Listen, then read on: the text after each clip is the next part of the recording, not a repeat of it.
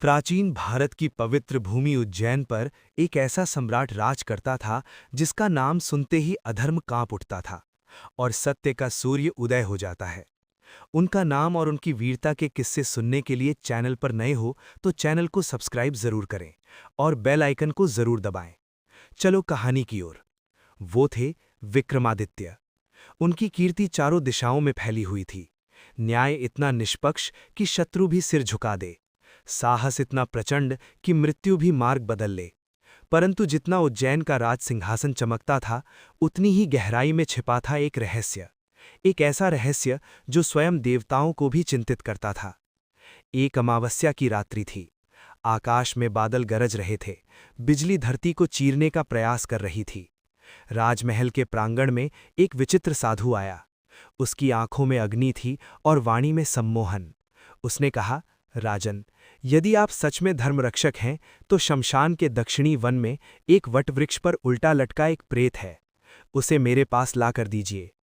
राजा ने बिना भय के उत्तर दिया, धर्म की राह कठिन हो सकती है, पर मैं पीछे नहीं हटूंगा। रात्रि के अंधकार में अकेले, हाथ में तलवार और हृदय में अडिग निश्चय लेकर विक्रमादित्य शमशान की ओर चल पड़े। हवा में राख उड़ रही थी। सियारों की चीखें वातावरण को भयावह बना रही थीं। वो वटवृक्ष मिला। उसकी टहनियों पर उल्टा लटका था एक विचित्र शव। जैसे ही राजा ने उसे उतारा, वो शव ठहाका लगाकर बोला, हा हा हा, मैं हूं वेताल। वो था रहस्यमयी प्रेत वेताल। वेताल ने कहा, राजन, मैं तुम्हारे साथ चलूंगा, पर हर कदम पर एक कथा सुनाऊंगा और एक प्रश्न पूछूंगा। यदि तुमने उत्तर जानते हुए भी मौन रखा तो तुम्हारा सिर फट जाएगा, और यदि उत्तर दिया तो मैं फिर इसी वृक्ष पर लौट जाऊंगा। राजा ने शांत स्वर में कहा, सत्य जानकर मौन रहना अधर्म है, मैं उत्तर दूंगा। और आरंभ हुई वो रहस्यमयी यात्रा। वेताल पहली कथा सुनाने लगा। एक राज्य में 3 वीर राजकुमार थे। तीनों एक ही राजकुमारी से प्रेम करते थे। अचानक राजकुमारी की मृत्यु हो गई।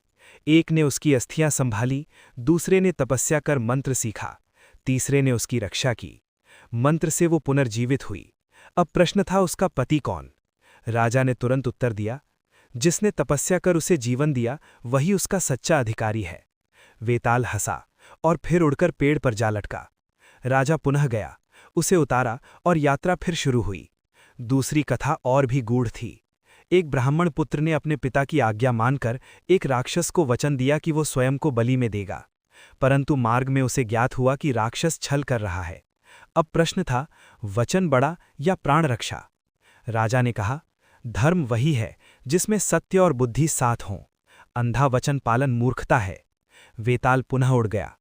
इस प्रकार रात दर रात, कथा दर कथा, प्रश्न दर प्रश्न, वेताल ने राजा की बुद्धि, धैर्य और धर्म की परीक्षा ली।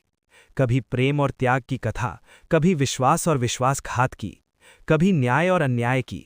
हर बार राजा ने सटीक उत्तर दिया। हर बार वेताल लौट गया, पर राजा का संकल्प अडिग रहा। अंतिम रात्रि आई। हवा शांत थी, पर वातावरण में एक अनहोनी की गंध थी। वेताल ने कहा, राजन, अब अंतिम कथा सुनो। एक साधु है जो तुम्हारी बलि देकर सिद्धि प्राप्त करना चाहता है। वही साधु जिसने तुम्हें यहां भेजा है। यदि तुम उसे शव सौंपोगे तो वो तुम्हें मार डालेगा। राजा ठिठक गए, पर उनके चेहरे पर भय नहीं बल्कि मुस्कान थी। तो क्या ये सब मेरी परीक्षा थी?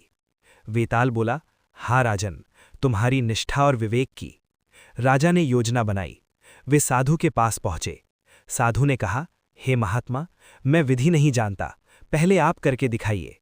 जैसे ही साधु झुका, राजा ने तलवार निकालकर उसका अंत कर दिया। क्षण भर में आकाश से प्रकाश उतरा, देवताओं की वाणी गूंजी, विक्रमादित्य, तुमने बुद्धि और साहस से अधर्म का अंत किया है। वेताल प्रकट हुआ, अब भयावह नहीं, शांत। राजन, तुम केवल वीर नहीं, महाविवेकी हो। मैं तुम्हारी कीर्ति को अमर करूंगा। उस दिन के बाद वेताल अदृश्य हो गया, पर उसकी कथाएं लोक कथाओं में जीवित रहीं, जिन्हें आज हम विक्रम और बेताल के नाम से जानते हैं। विक्रमादित्य लौटे। उज्जैन की प्रजा ने उनका स्वागत किया, पर राजा जानते थे, सबसे बड़ी विजय तलवार से नहीं, बुद्धि से होती है। रात की वो यात्रा केवल शमशान तक नहीं थी, वो मनुष्य के भीतर के अंधकार तक थी, और उस अंधकार पर विजय पाने वाला ही सच्चा सम्राट होता है।